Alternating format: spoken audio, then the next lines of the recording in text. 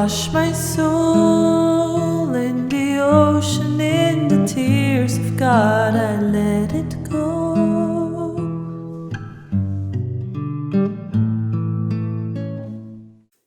May 2022 video horoscopes with me, Lada from Astrolada.com. May is eclipse season. There will be some crises that are happening in our lives, some big reversals, but like with everything eclipses, those reversals can create powerful new opportunities in our lives. I had such a crisis right before the eclipse, and my YouTube channel with 300,000 followers was deleted, hacked and deleted, and YouTube refuses to restore it, which is a great opportunity to create the vision I've had for some times, because something had to push me to make a channel just with my own videos that is pure astrology with my teaching and occasional teacher, astrologer who is my guest. Plus, this pushed me to start an Astrolada streaming service, which we're in the process of creating, where you can access all the videos independent of any platforms and big players, as you can see how they can delete your life in a second if they want. But I'm excited for this because it will be devoid of the vibrations of whatever it is, but we're still going to use YouTube to attract new followers. And please subscribe to that YouTube channel if you're using YouTube or whatever you're watching, Facebook or Instagram. Follow me, and I'll be posting here. We'll restore some of the old videos as well, which is great, the tutorial videos, and I have new rubrics, new monthly exciting astrology projects that I'll be doing. And by the way, if you want to still join me on my course in May the 4th, it starts. It will be live for 6 weeks. I'll be teaching foundational astrology, how to interpret the natal charts, the techniques that are very simple but extremely insightful. There is an installment plan if you can't afford to pay it just once. So, new beginning. Let's begin with eclipse seasons. A lot of us will be having new beginnings. Please take it as opportunities, not just as crises. Scorpio, Sun, Moon, Rising, May 2022. Scorpio, that's eclipse season on your axis, your first house, seventh house. This is huge. Let's talk about the eclipses first. The first eclipse starts at the beginning of the month, exactly at the end of the other one on April 30th or May 1st, in your seventh house, here, opposite. And it's an eclipse triggered by Rahu, the North Node, which brings new beginnings. It's a new moon eclipse, new beginnings, but it brings something to you externally from outside. So you need to be very receptive what the universe brings you, rather than first try to make things your own way. Especially the first part of the month, something can happen externally that's very shocking or surprising. There can be some crisis, some reversal, and it's not necessarily to be bad, or it can be good as well, but it's kind of shocking, it's kind of unexpected somehow, and you need to quickly take that and turn it, and it will turn into an opportunities. For some of you, let's say how it can play out. It can mean that seventh house can rule your partnership. Some big change happens in the life of your partner, starting from April, May, because eclipses have a longer influence. So you need to, but this will bring more gain or some positive new developments on the material level, because Rahu participates in that eclipse. And you need to adjust to that, and it might indicate that you need to change your life because of a big change that's happening in the life of your partner.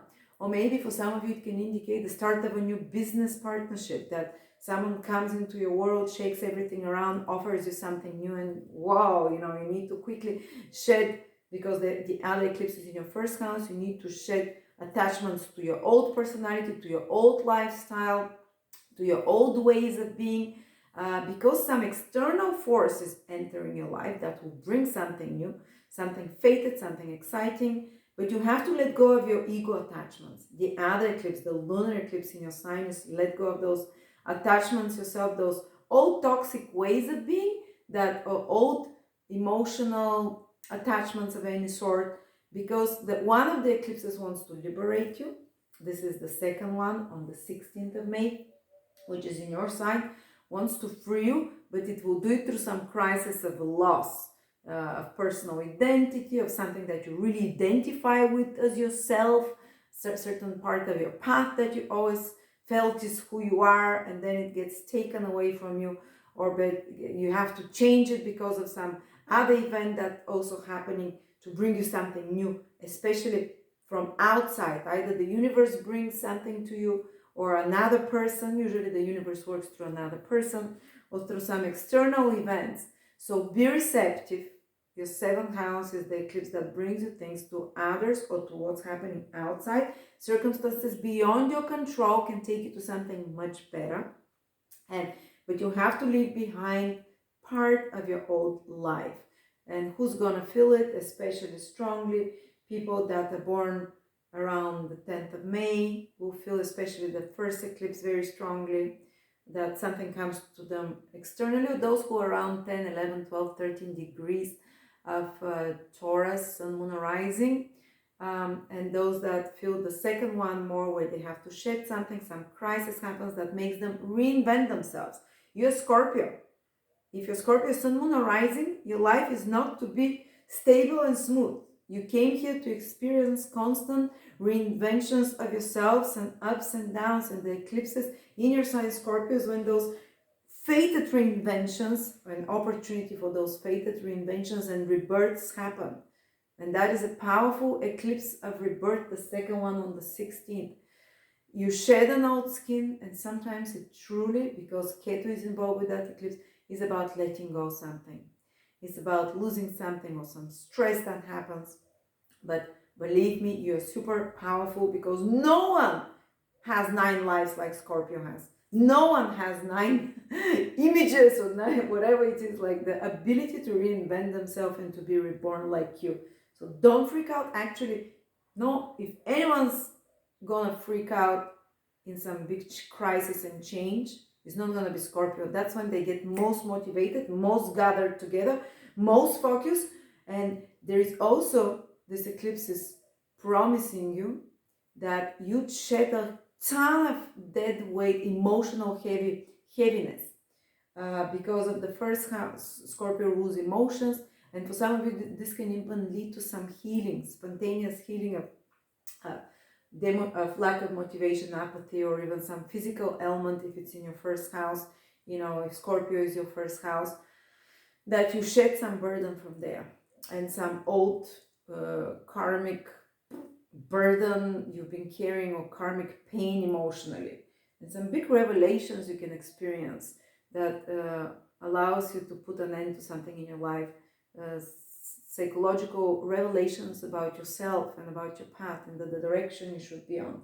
This is the first house. And some of you, this first house lunar eclipse from the middle of the month can indicate completing something that you started months or years ago, putting an end to it, seeing the final results, culminating, seeing the closure of it in a good way. Maybe it's a project you've been working on, career project or whatever, that you're able to, you know, to complete and release, so you no longer deal with that after that.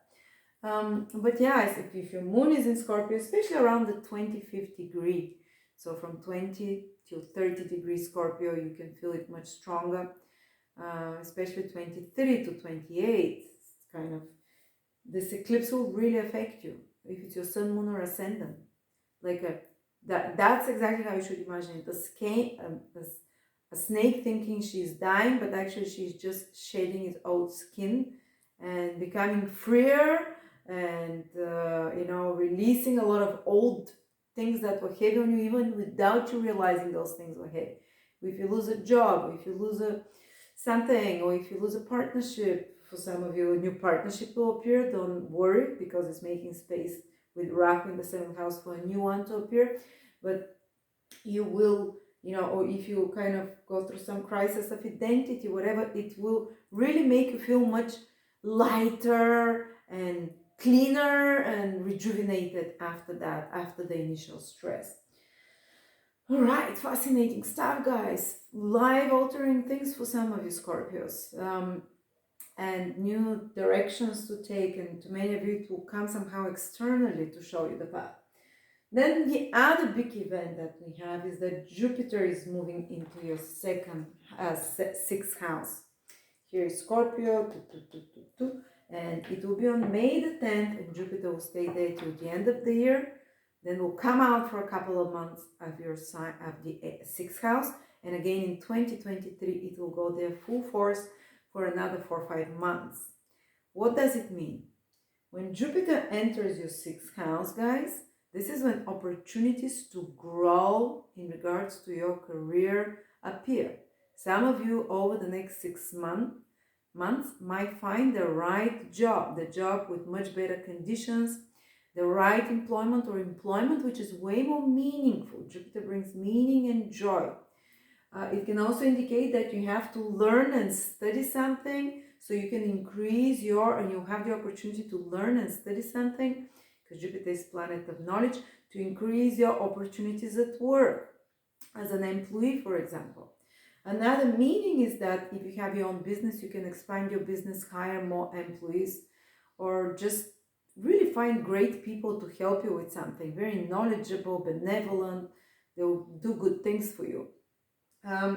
It can mean that your work environment, if there were some stresses there till now, and usually Scorpio tends to have stresses because Aries is more tension there and fights and competition than any other sign. It can be like improvement of that environment, some colleagues and projects that are more enjoyable, that are more abundance bringing. Some of you will find the right job, others will find the courage to quit the wrong job, but Jupiter will bring the right one as well. And others will kind of like have, because Jupiter brings you a vision and clarity, so then you're like, oh, I'm in the wrong job. Why was I afraid till now? I'm clearly know that I won't prefer to work for an international company rather than for, this local company. And Jupiter will bring you the opportunity within a year, and very strongly in May, because Venus will be also the planet that helps with the beneficial influences of that house.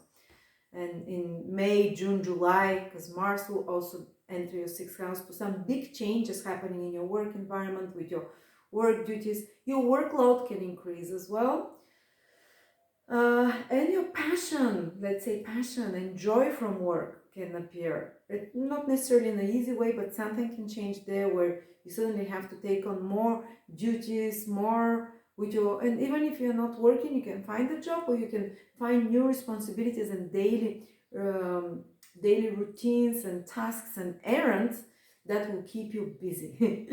I know it's not the most glamorous, but it's what has to be done. And the sixth house is the house of the servant, the employee. As I said, some of you might find great joy in service, especially in service, helping others in some way, because Jupiter is benevolent. Jupiter wants to save, and sixth house is those in need, the poor.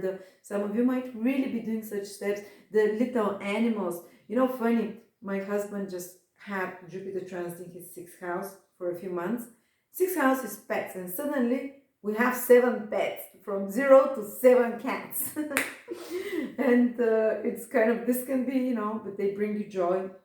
And then suddenly he, for the last 4 or 5 months while he's been having this transit, I'm just giving you an example so you can see how it can play out, became crazy about supplements, because sixth house is also how we take care of our health. And usually Jupiter can bring you more awareness of an existing health problem. It can especially expand problems of the digestive area, anything that is sixth house rules the digestion, the gut, and the moods. It rules the moods. The gut rules the moods and all of those things.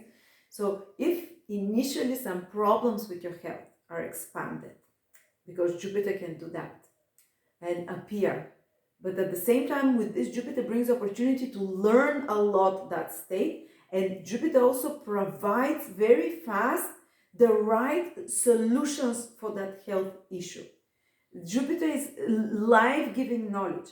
So even if you've had some illness for a long time and you haven't bothered to deal with it, or you just took whatever the doctor told you and it just kept appearing, well, now Jupiter will bring you a better doctor or a better understanding. You might do your study or research, you intuitively know that maybe you have to exclude some foods. Maybe you need to add some supplements. Maybe you need some special exercises to do, exercise working.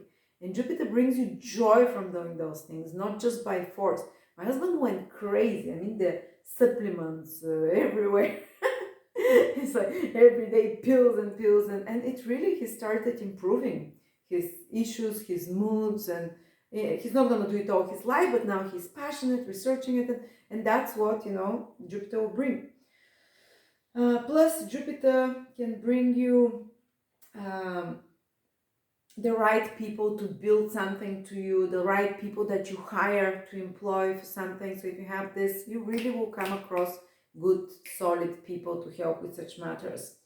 Then the sixth house is the house of, I think we said most of it, health and so on. And there'll be a lot in work. There'll be a lot of focus on those things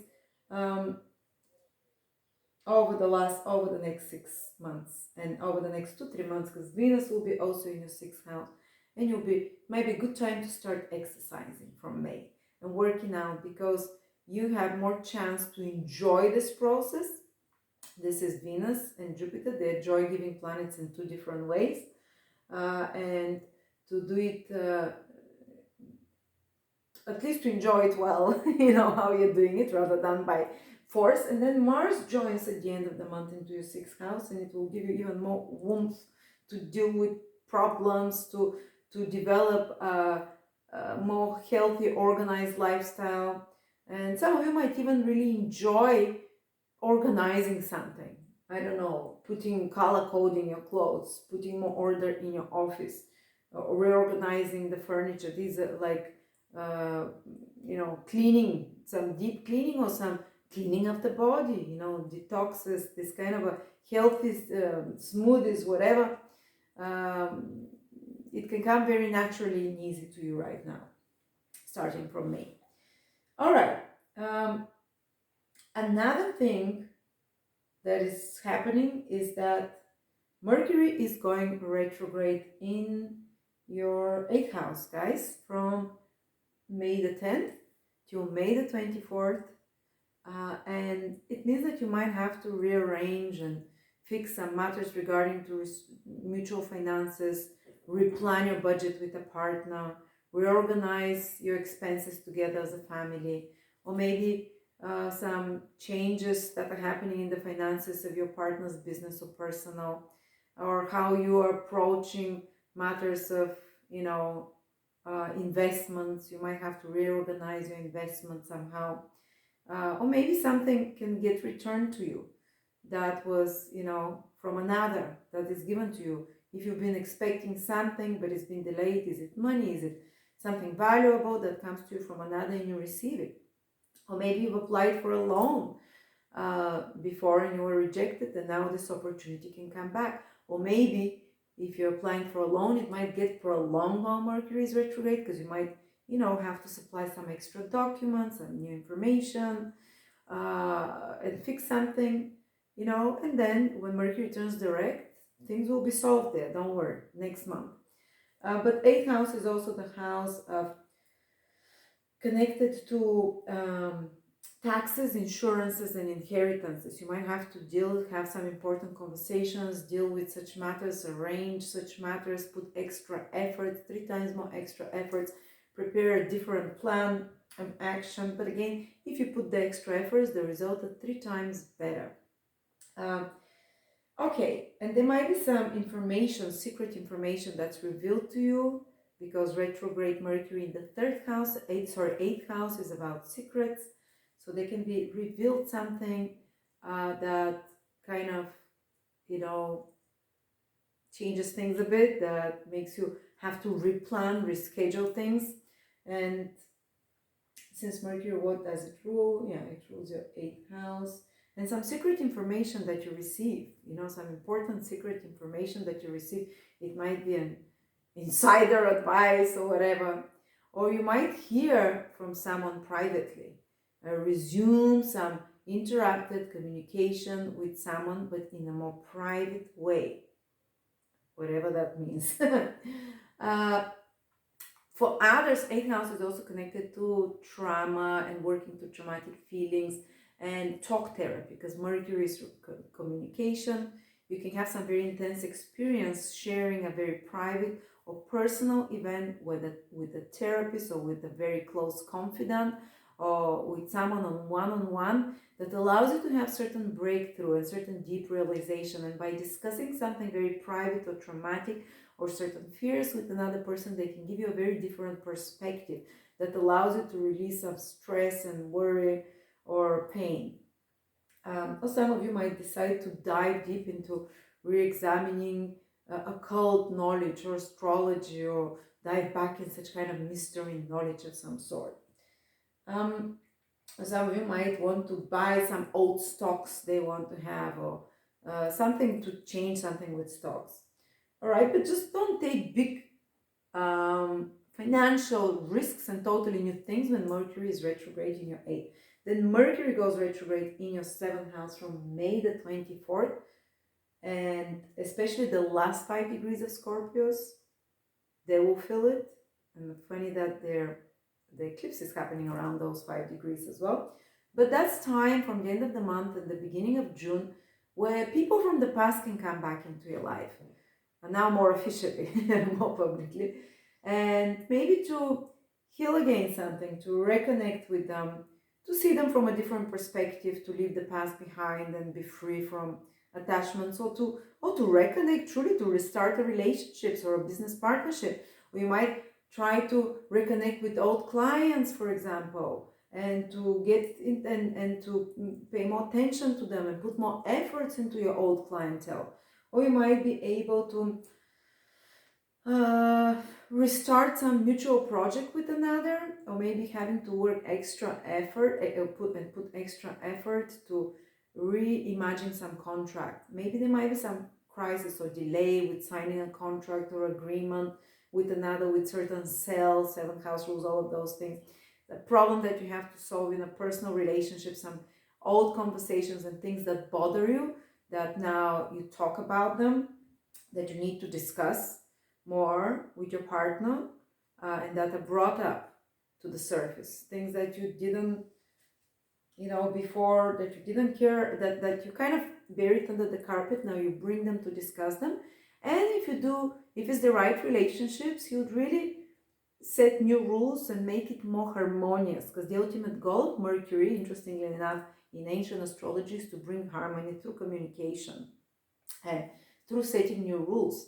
So the games of the rules can change a little bit in your relationships, in your communications. You have to reset them, or maybe you have to be more flexible on signing some deal or contract, or re-examine it, or change something, or reconsider, is this the right person to be in a partnership with, personal business? And the ones that are not right might even be removed. Sometimes this can do. I've removed people I worked with when I found that with Mercury retrograde in important points like 7th house and so on. But on a positive level, you can reconnect with the loved one. You can really do some important, complete some project together with another one that is aimed at attracting and having to put extra efforts and redo something, a project that aimed at attracting more clients or popularity and so on. So there we go, guys. That's the whole month for you, Scorpios. Hope if anyone can handle eclipses or Scorpio or reversals, changes, surprises, that's you. So you thrive in that environment. And do come and join me to my course, studying the secrets of astrology, how to interpret the natal chart in very simple techniques.